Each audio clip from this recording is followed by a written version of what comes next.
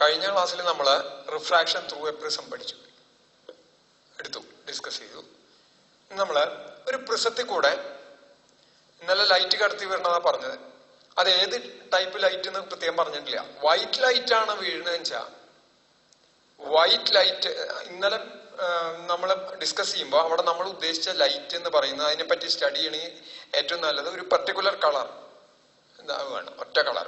നേരെ മറിച്ച് ഇതിന് പകരം വൈറ്റ് ലൈറ്റ് ആണ് പ്രിസത്തിൽ ചെന്ന് വീഴുന്നത് വെച്ചാൽ ഞാൻ ആദ്യത്തെ ക്ലാസ്സിൽ തന്നെ പറഞ്ഞിരുന്നു, റിഫ്രാക്ഷൻ തുടങ്ങുമ്പോൾ പറഞ്ഞിരുന്നു, എയറിൽ എല്ലാ കളേഴ്സും ഒരേ സ്പീഡിലാണ് ട്രാവൽ ചെയ്യുക. എയറിൽ എല്ലാ കളേഴ്സും ഒരേ സ്പീഡിലാണ് ട്രാവൽ ചെയ്യുക. മറിച്ച് ഒരു മീഡിയത്തിലേക്ക് വാട്ടറിലേക്കോ ഗ്ലാസ്സിലേക്കോ കടന്നാൽ ഓരോ കളേഴ്സും ഓരോ സ്പീഡിലാവും ട്രാവൽ ചെയ്യുക. സ്പീഡ് ഡിഫറെന്റ് ആയിരിക്കും. അങ്ങനെ വരുമ്പോ എല്ലാ കളേഴ്സും കൂടിക്കഴിഞ്ഞാൽ വൈറ്റ് ലൈറ്റ് കിട്ടും നമുക്കറിയാം. പക്ഷേ ആ വൈറ്റ് ലൈറ്റ് ഗ്ലാസ്സിലേക്ക് എൻ്റർ ചെയ്താൽ പിന്നെ അതിന്റെ ഓരോ കളേഴ്സും ഓരോ സ്പീഡിലാണ് ട്രാവൽ ചെയ്യുക. എല്ലാം കൂടി മിക്സ് ആയിട്ട് ഒരുമിച്ച് ട്രാവൽ ചെയ്യുമ്പോൾ ഒരേ സ്പീഡിൽ ട്രാവൽ ചെയ്യുമ്പോൾ ഇത് മിക്സ് ആയി വൈറ്റ് ആയിട്ട് കാണുന്നു. പക്ഷേ അത് കഴിഞ്ഞിട്ട് അത് ഗ്ലാസ്സിലേക്ക് എൻ്റർ ചെയ്ത് കഴിഞ്ഞാൽ അതിന്റെ സ്പീഡ് ഡിഫറെന്റ് ആവും. അങ്ങനെ സ്പീഡ് ഡിഫറെന്റ് ആയി കഴിഞ്ഞാൽ ഓരോന്നും വേറെ വേറെ ആയിട്ട് മൂവ് ചെയ്ത് തുടങ്ങും. അപ്പൊ it will split into 7 colours. 7 colours ആയിട്ട് സ്പ്ലിറ്റ് ചെയ്യും ഇൻ ദ ഓർഡർ വിബ്ജിയോർ. അപ്പൊ ഇതിന്റെ ഇപ്പുറത്തെ ഒരു സ്ക്രീൻ വെച്ചാൽ അതില് ഇങ്ങനെ ഇതായിട്ട് കിട്ടും കളേഴ്സ്. അതിൽ with violet at the bottom and red at the top. ഏറ്റവും കൂടുതൽ ഡീവിയേഷൻ വരുന്നത് വയലറ്റിനായിരിക്കും, ഏറ്റവും കുറവ് ഡീവിയേഷൻ വരുന്നത് റെഡിനായിരിക്കും. അങ്ങനെ it will split into 7 colours. അപ്പൊ എന്താ പറഞ്ഞ, when white light is pass through a prism it will split into constituent colours. ഏതൊക്കെ കളേഴ്സ് ചേർന്നിട്ടാണോ ആ ലൈറ്റ് ഉണ്ടായിക്കണേ ആ കളേഴ്സ് ആയിട്ട് അത് സ്പ്ലിറ്റ് ചെയ്യും. This phenomenon is called dispersion. DISPERSION. എയറിൽ അത് ഒരുമിച്ചാണ് സഞ്ചരിക്കുക, ഒരേ സ്പീഡാണ്. അപ്പൊ air non dispersive medium for light എന്ന് പറയും. whereas glass is a dispersive medium എന്ന് പറഞ്ഞാൽ ഓരോന്നിനും ഓരോ സ്പീഡാണെങ്കിൽ അത് ഡിസ്പേഴ്സീവ് മീഡിയ ആണ്. എല്ലാറ്റിനും ഒരേ സ്പീഡാണെങ്കിൽ അത് നോൺ ഡിസ്പേഴ്സീവ് മീഡിയ ആണ്. അപ്പൊ air is non dispersive medium for light, whereas glass or water is dispersive medium for light. ഇനി ഇതിൽ നിന്ന് നോക്കാം, ഇങ്ങനെ വയലറ്റ് ആണ് കൂടുതൽ ഡീവിയേറ്റ് ചെയ്യണേ, റെഡ് ഏറ്റവും കുറവാണ്. അപ്പൊ ഇന്നലെ നമ്മൾ ഡിറൈവ് ചെയ്ത formula n = sin A plus D/2 by sin A/2 എന്ന് പറഞ്ഞിട്ട് ഫോർമുല ഡിറൈവ് ചെയ്തു. എന്താണ് n? Refractive index. അത് ഓരോ കളറിനും ഓരോ വാല്യൂ ആയിരിക്കും. ഞാൻ ആദ്യം പറഞ്ഞിട്ടുണ്ട്, ഓരോ കളറിനും ഓരോ value. For a given colour of light and for a given pair of medium, sine of angle of incidence to sine of angle of refraction is a constant. അപ്പൊ ഓരോ കളറിനനുസരിച്ച് ഓരോ ഡീവിയേഷനാണ് വരിക. ഇവിടെ ഏറ്റവും കൂടുതൽ ഡീവിയേഷൻ വരുന്ന വയലറ്റിനാണ്. അപ്പൊ ഡി ഏറ്റവും കൂടുതൽ വയലറ്റിനായിരിക്കും. അങ്ങനെ വരുമ്പോ എന്നും ഏറ്റവും കൂടുതൽ NV, refractive index of violet is greater than refractive index of red.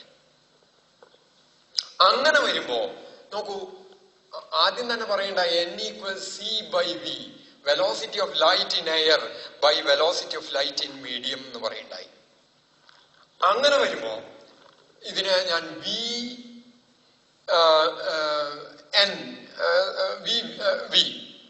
വയലറ്റിന്റെ speed equals ഇതിനെ പ്രതി കൊണ്ടുക C/NV എന്ന് എഴുതിക്കൂടെ, തെറ്റില്ലല്ലോ. അതുപോലെ VR, velocity of red light through medium down, medium ആണ് ഉദ്ദേശിക്കുന്നത്, equals C/NR. Now NR is less than, NR ആണ് കുറവ് ഏതിനെ, NV യേക്കാൾ. അപ്പൊ ഏത് കൂടുതലായിരിക്കും? VR is greater than VV. Velocity of light of red color is greater than velocity of violet in that medium. മനസ്സിലാക്കി വെക്കാൻ പറഞ്ഞു മാത്രം. റിഫ്രാക്റ്റീവ് ഇൻഡെക്സിന് എന്ത് സംഭവിക്കുന്നു? ഓരോ കളറിനും അതില് വയലറ്റിനാണ് ഡീവിയേഷൻ കൂടുതൽ, അപ്പൊ വയലറ്റിന്റെ റിഫ്രാക്റ്റീവ് ഇൻഡെക്സ് ആയിരിക്കും ഏറ്റവും കൂടുതൽ. Velocity of violet is less, കാരണം n = c/v. അപ്പൊ v അല്ലെങ്കിൽ v = c/n. n കുറയും തോറും v കൂടുന്നു ഡിനോമിനേറ്ററിൽ വരാൻ. അപ്പൊ ഇതാണ് dispersion. When white light is pass through a prism, it will split into constituent colours. This phenomenon is called dispersion. ഇനി ഇതിന്റെ ഒരു നാച്ചുറൽ ഇഫക്ട്സ് ആണ് നോക്കാൻ ഉദ്ദേശിക്കുന്നത്. നാച്ചുറൽ ഇഫക്ട്സില് ഒരെണ്ണം വരുന്നത് റെയിൻബോ. നമുക്ക് കാണുമ്പോൾ തന്നെ അറിയാം 7 കളേഴ്സ് അതിൽ വരുന്നുണ്ടെങ്കിൽ തന്നെ അവിടെ എന്തോ ഒരു ഡിസ്പേർഷൻ ആണ് നടക്കുന്നത് എന്ന് മനസ്സിലാക്കാൻ പ്രത്യേകിച്ച് പാടൊന്നുമില്ല. ഡിസ്പേർഷൻ ആണ് നടക്കണമെന്ന് മനസ്സിലാക്കാൻ പാടില്ല. അവിടെ എന്താണ് നടക്കുന്നുണ്ടാവുക നോക്കാം. അതിൽ ഒരുപാട് പെർട്ടിക്കുലാരിറ്റീസ് ഉണ്ട്. അതായത് അതാ ഷെയ്പ്പ്. റെയിൻബോന്റെ ഏറ്റവും വലിയ അട്രാക്ഷൻ കളർഫുൾ എന്നുള്ളതല്ല, ആ ഷെയ്പ്പാണ്. എങ്ങനെയാണ് ഈ ഷെയ്പ്പും ഇതൊക്കെ ഇങ്ങനെയൊക്കെ വരണേ? അപ്പോ എന്തായാലും അവിടെ ഒരു ഡിസ്പേർഷൻ ഉണ്ട് എന്നുള്ള ഉറപ്പാണ്. ഇനി rainbow that is A phenomena. അത് ഒബ്സർവ് ചെയ്ത് കഴിഞ്ഞ ഒരു കാര്യം മനസ്സിലാവും. നമ്മള് ഒന്നുകിൽ റെയിൻബോ കാണുക ഈവനിങ് ടൈം അല്ലെങ്കിൽ മോർണിംഗ് ടൈം.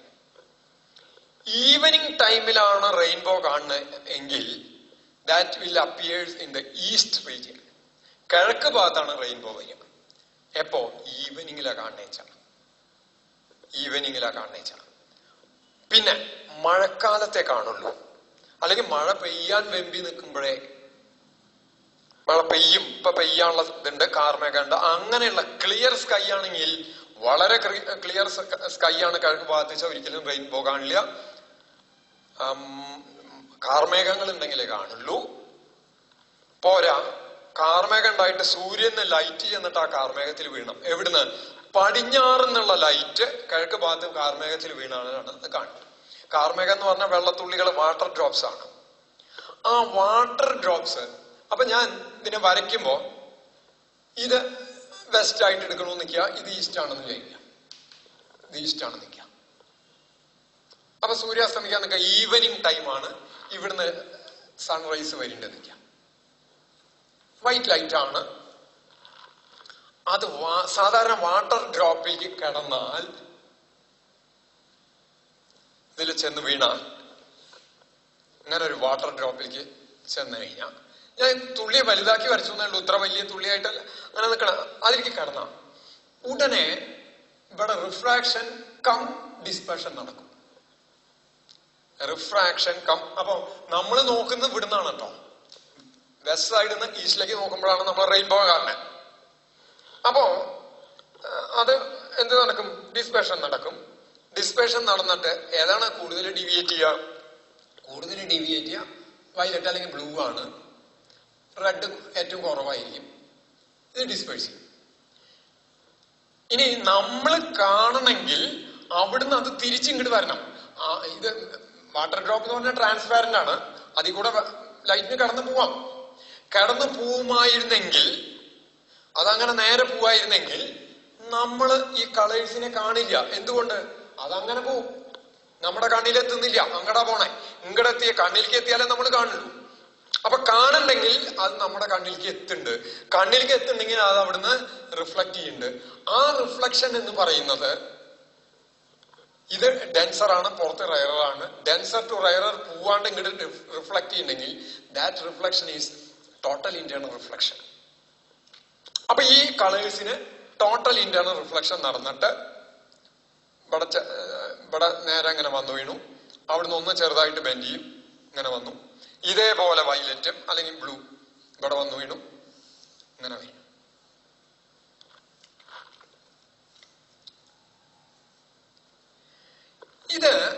ഇതുമായിട്ട് എത്ര ആംഗിളിലാണ് വരണേ എന്നുള്ളത് നമുക്ക് കാൽക്കുലേറ്റ് ചെയ്യാൻ പറ്റും. എങ്ങനെ? നമ്മൾ n = 1/sin IC. n എന്ന് പറഞ്ഞാൽ refractive index for given colour. അങ്ങനെ വെച്ചിട്ട് നമുക്ക് ആ critical angle for each colour കണ്ടുപിടിക്കാൻ പറ്റും. ആ ക്രിട്ടിക്കൽ ആംഗിളിലും ജസ്റ്റ് കൂടിയാലാണ്, ആ ക്രിട്ടിക്കൽ ആംഗിളോ അതിലും ജസ്റ്റ് കൂടുമ്പോഴാണ് ആ കളറ് ടോട്ടൽ ഇന്റേണൽ റിഫ്ലക്ഷൻ, ആ കളറിന് ടോട്ടൽ ഇന്റേണൽ റിഫ്ലക്ഷൻ നടക്കുക, or it undergoes total internal reflection. അത് നമുക്ക് കണ്ടുപിടിക്കാൻ പറ്റും. അങ്ങനെ വരുമ്പോ അപ്പൊ ആ ആംഗിളിലാണ് ഇതിങ്ങനെ ഇപ്പുറത്തേക്ക് വരണത്. അങ്ങനെ വരുമ്പോ എന്നങ്ങനെ വരുന്നുണ്ടെങ്കിൽ എന്തുകൊണ്ടാണ് ഈ ഷേപ്പ് കിട്ടാൻ കാരണം എന്നുള്ളതാണ് പറയുന്നത്.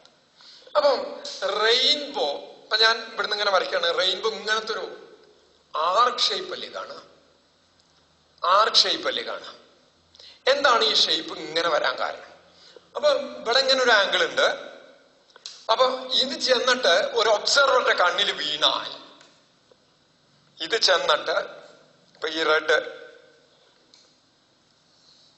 ഇത് ചെന്നിട്ട് ഒരു ഒബ്സർവറുടെ കണ്ണിൽ വീണാൽ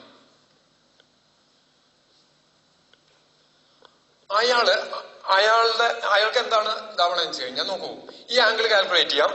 ഈ റെയിൻബോന്റെ സർക്കിളിന്റെ അതൊരു ആർക്കല്ലേ വരിക, ആർക്കിന് എന്തായാലും ഒരു സെന്റർ ഉണ്ടാവുമല്ലോ. ആ സെന്ററിലേക്ക് എനിക്കൊരു ലൈൻ വരയ്ക്കാൻ പറ്റും.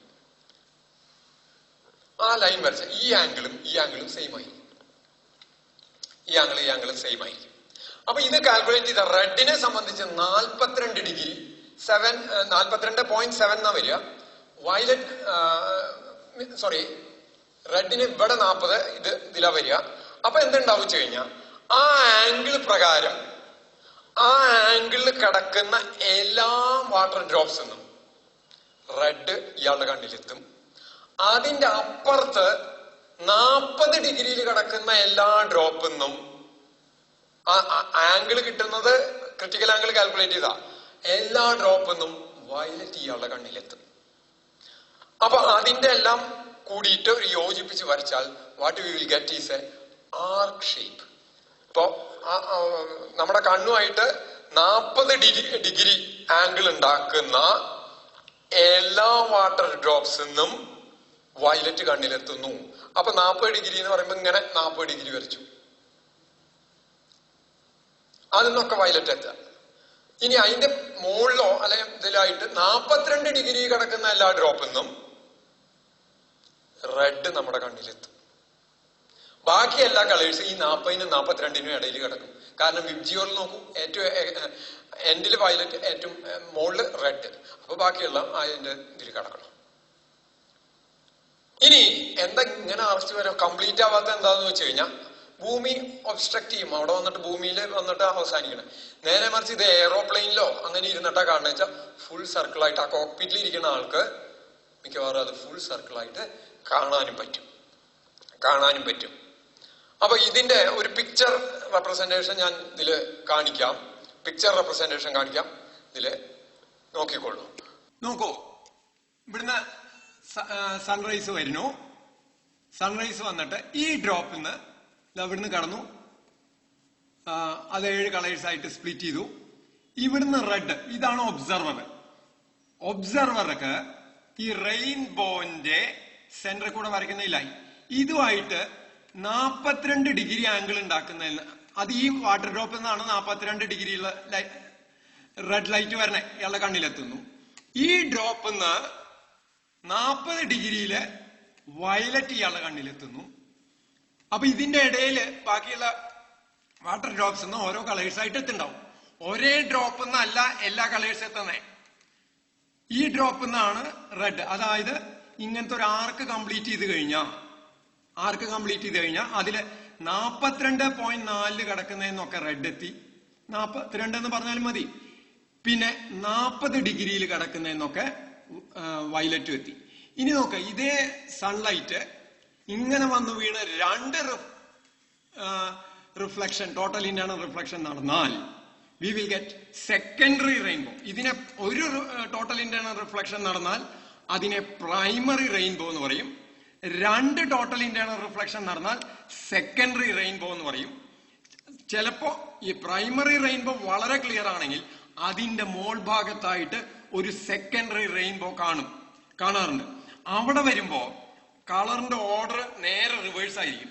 പ്രൈമറി റെയിൻബോല് ഏറ്റവും അടിയിൽ വയലറ്റ്, ഏറ്റവും മുകളിൽ റെഡ്.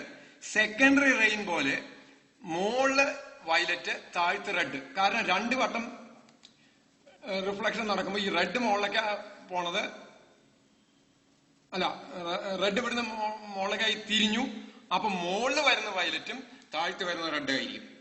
അപ്പോ ഇപ്പൊ പറഞ്ഞു വന്നത് എന്താ വെച്ചാൽ, rainbow is due to dispersion and total internal reflection of sunlight by the water particles present in the atmosphere. ഒന്നുകൂടി പറയാം. Rainbow is due to dispersion, ഇവിടെ എത്തുമ്പോൾ ഡിസ്പെർഷൻ, ഈ വാട്ടർ ഡ്രോപ്സിൽ എത്തി, ഇവിടെ എത്തിയപ്പോ ഇങ്ങോട്ട് കടന്ന് റിഫ്രാക്ഷനോട് കൂടിയിട്ട് തന്നെ ഡിസ്പെർഷൻ നടന്നു. Dispersion and total internal reflection of water particles present in the atmosphere. If there is only one total internal reflection, that causes primary rainbow.